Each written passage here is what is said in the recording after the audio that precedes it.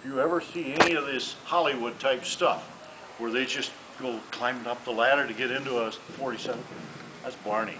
It doesn't happen that way. You know, some of the guys are carrying the tripods for the machine gun, some of them are carrying the main part of the machine gun and what have you. You're carrying double your weight.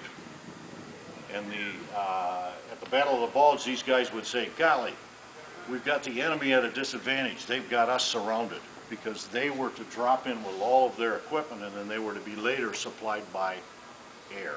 And that's how they were at the Battle of the Bulge, and that was a real tough program for these guys, along with the 82nd and many other people there. Okay, now, interesting thing, and this is just from a standpoint of historical thing.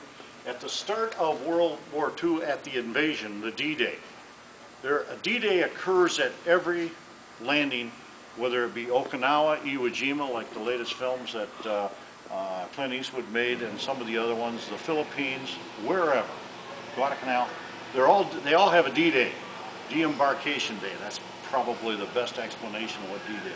The D-Day we usually refer to in United States history that means something to us is at Normandy. They all meant something, but I mean, that's the big one. Okay. When these guys dropped in, they dropped in at night. They had pathfinders that went at night, and so they wouldn't, it was a moonless night, so they couldn't see each other.